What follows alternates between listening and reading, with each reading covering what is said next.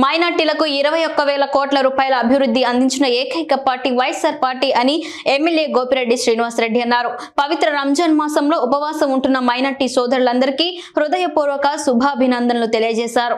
సూర్యోదయం నుండి సూర్యాస్తమయం వరకు ఉపవాసం ఉండడం చాలా కఠినమని అన్నారు. పవిత్ర రంజాన్ మాసంలో రాజకీయాలకు అతీతం వైసీపీ పార్టీ అధికారంలోకి వచ్చిన తర్వాత నియోజకవర్గం మసీదులను అభివృద్ధి చేశామని అన్నారు. పట్టణ పరిధిలోని కొన్ని మసీదులకు నా వంతు సహాయాన్ని సొంతంగా అందించాం. జామియా మసీదు నిర్మాణం కోసం 15 లక్షల రూపాయల నిధులను వెచ్చించాను. పట్టణ పరిధిలోని మరికొన్ని మసీదులకు మరమ్మతులకు నిమిత్తం, అభివృద్ధి పనుల నిమిత్తం ప్రతి మసీదుకు 2 లక్షల రూపాయల చొప్పున అందించడం జరిగిందని అన్నారు. పవిత్రమైన రంజాన్ మాసంలో ఇఫ్తార్ విందు ఏర్పాటు చేయడం, ఈ ఇఫ్తార్ కి మరి పెద్ద ఎత్తున మైనార్టీ సోదరులందరూ కూడా రావడం చాలా సంతోషంగా ఉంది. ఇఫ్తార్ అంటే ఇప్పుడే అర్థం చెప్తా ఉన్నారు. ఉపవాసం తర్వాత విరమించే భోజనమే ఇఫ్తార్ అని పిలుస్తారు. సో రోజు కూడా అరబిక్ లో దీని అర్థం, ఈ అరబిక్ భాషలో ఈ అర్థం అనమాట ఇఫ్తార్ అంటే. ఖచ్చితంగా అందరూ కూడా మరి పవిత్రమైన రంజాన్ మాసంలో ఉపవాసాలు ఉండి ఉదయం నుంచి సాయంత్రం దాకా మరి కనీసం మంచినీళ్ళు కూడా తాగకుండా ఎండాకాలంలో మరి ఎంతో పట్టుదల కావాలి, ఎంతో మరి కఠినమైన నిర్ణయాలు తీసుకునే కార్యక్రమం. ఆఖరికి ఉమ్మి కూడా మింగటానికి వీల్లేదనే మరి ఒక కారణంగా ఈరోజు ముస్లిం సోదరులు ఉండటం అనేది సామాన్యమైన విషయం కాదు. ఉదయం 6 గంటల నుంచి సాయంత్రం 6 గంటల దాకా సుమారు అటు ఇటు మరి ఆ యొక్క సూర్యోదయం సూర్యాస్తమయం సమయంతో ఈరోజు బేరీజ్ వేసుకొని ఈ రోజు కూడా మారుతూ ఉంటుంది ఈ యొక్క సమయాలు. సో ఈ విధంగా మరి ముస్లిం సోదరులందరూ కూడా ఈ విధంగా మరి ఉపవాసాలు ఉండటం అనేది సామాన్య ప్రతిమ, ఎవరికైనా చాలా కష్టతరమైన పని. మరి అలాంటి ఎండాకాలంలో ఈరోజు ఎండలు ఎట్లా ఉన్నాయో మనం చూస్తూ ఉన్నాం. మరి ఎండాకాలంలో కనీసం మంచినీళ్ళు లేకుండా ఉండాలంటే చాలా పట్టుదల కావాలి. మరి అలాంటి వ్యక్తులందరికీ కూడా నా హృదయపూర్వక నమస్కారాలు తెలియజేస్తూ, మరి ముఖ్యంగా ఈరోజు మన జగన్మోహన్ రెడ్డి గారి ప్రభుత్వం ముస్లింలకి అండగా ఉంటూ దాదాపు 21,000 కోట్ల రూపాయలు ఇవాళ మైనార్టీల యొక్క సంక్షేమం కోసం ఖర్చు పెట్టిన ఏదైనా ప్రభుత్వం ఉందంటే అది వైఎస్ఆర్ ప్రభుత్వమే అని చెప్పి ఈరోజు మనం అందరం తెలుసుకోవాలి. ఏ రకంగా చూసినా మరి ముఖ్యంగా ఈరోజు మన జగన్మోహన్ రెడ్డి గారి ప్రభుత్వం ముస్లింలకి అండగా ఉంటూ దాదాపు 21,000 కోట్ల రూపాయలు ఇవాళ మైనార్టీల యొక్క సంక్షేమం కోసం ఖర్చు పెట్టిన ఏదైనా ప్రభుత్వం ఉందంటే అది వైఎస్ఆర్ ప్రభుత్వమే అని చెప్పి ఈరోజు మనం అందరం తెలుసుకోవాలి.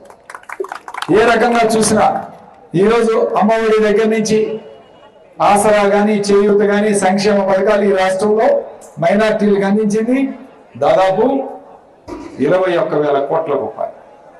సో ఈ పథకాలన్నీ కూడా మైనార్టీలకు అందించే కార్యక్రమం చేశారు. అలానే ఈరోజు మరి జగన్మోహన్ రెడ్డి గారు ఇంకొక మెట్టు ఎగిరి, గత ప్రభుత్వంలో చంద్రబాబు నాయుడు హయాంలో కనీసం ఒక్క మైనార్టీ మినిస్టర్ కూడా లేడు ప్రభుత్వంలో 5 సంవత్సరాల కాలంలో. జగన్మోహన్ రెడ్డి గారు ఈ రోజు గెలవగానే ఉప ముఖ్యమంత్రిని కల్పించి అంజద్ బాషా గారికి ఈ రోజు 5 సంవత్సరాలు కూడా ఆయన మంత్రివర్గంలో ఈరోజు చోటు కల్పించే కార్యక్రమం చేయడం.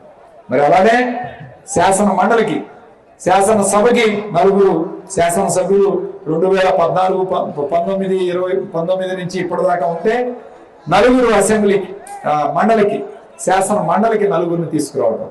అట్లానే మండలిలో ఈరోజు మరి ఉప మండలి చైర్మన్ కూడా ఇచ్చే కార్యక్రమం చేయటం. అలానే మరి ఈ రోజు 4 నుంచి వాళ్ళ 7 అభ్యర్థులు 7గురికి మైనార్టీలకి 7గురికి ఇచ్చే కార్యక్రమం చేశారు. సో ఇప్పుడు 7గురు పోటీ చేస్తున్నారు ఈ రోజు మైనార్టీలు అసెంబ్లీకి. 7గురు కూడా గెలిచి అసెంబ్లీలో ప్రవేశిస్తారు ఖచ్చితంగా.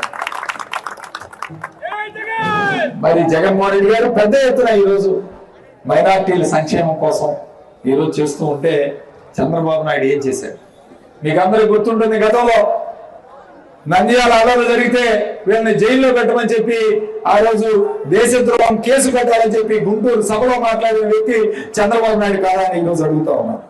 గెలిచిన తర్వాత ఆయనకి కుర్చీగానే ప్రజలు గుర్తుండవు, మైనార్టీ సోదరులు అసలు గుర్తుండవు. చాంద్ భాష అని అప్పుడు వైఎస్ఆర్ పార్టీ నుంచి టీడీపీలో తీసుకొని ఆయనకు మంత్రివర్గంలో స్థానం కల్పిస్తానని చెప్పి ఆఖరికి మంత్రివర్గంలో కూడా స్థానం కల్పించకుండా పక్కన కూర్చోబెట్టి మొన్న టికెట్ కూడా ఇవ్వలేదు, కదిరి టికెట్. మొన్న ఆయన తిరిగి వైఎస్ఆర్ కాంగ్రెస్ పార్టీలో చేరాడు మొన్న జగన్మోహన్ రెడ్డి గారి సమక్షంలో.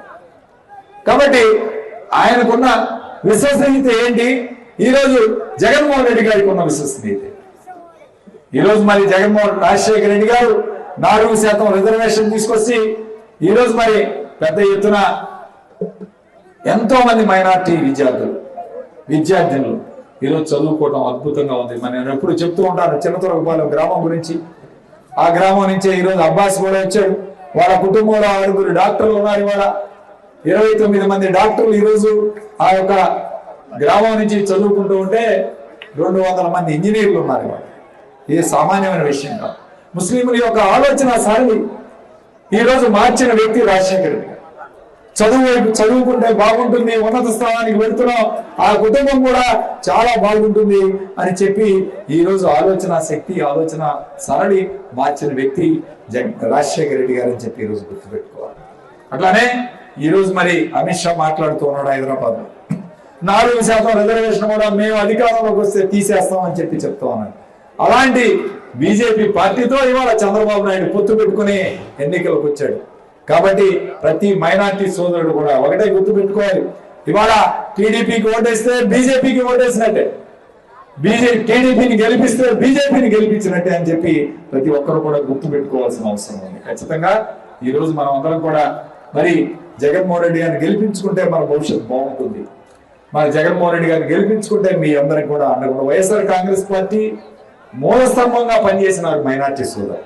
ఒక మూలస్తంభం మైనార్టీలు YSR Congress party. SC ST BC మైనార్టీలు అందరూ కూడా ఈ రోజు వైఎస్ఆర్ కాంగ్రెస్ పార్టీ మొట్టమొదటి నుంచి కూడా పనిచేశారు. వాళ్ళందరికీ కూడా సముచిత స్థానం కల్పించడం జరిగింది. అట్లానే మనం నర్సరావుపేటలో ఏం చేసామని కూడా మైనార్టీ సోదరులకి ఈ రోజు చెప్పాల్సిన మాటలు మాట్లాడి ఇవాళ కార్యక్రమాలు చేస్తున్నాడే. ఇలాంటి వాళ్ళకి బుద్ధి చెప్పాలంటే ఇవాళ జగన్మోహన్ రెడ్డి గారిని మనం గెలిపించుకోవాలి. ఖచ్చితంగా మళ్ళీ ఆయన గెలిపించుకుంటేనే మనకి అందరికీ కూడా మేలు జరుగుతుంది. పేదవాడికి పెత్తందారికి మధ్య యుద్ధం జరుగుతూ ఉంది. ఖచ్చితంగా ఈ యుద్ధంలో మరి పేదవాడే గెలవాలని చెప్పి మనస్ఫూర్తిగా కోరుకుంటూ ఉన్నాం. పేదవాడిని గెలిపించినప్పుడే ఈ రాష్ట్రం బాగుంటుంది, ఈ దేశం బాగుంటుంది. పెత్తందారులు గెలిపిస్తే మరో 4 పెత్తందారులు వస్తారు, కానీ పేదవాడి జీవితాల్లో ఎప్పుడు కూడా వెలుగు నింపే కార్యక్రమం జరుగుతుంది.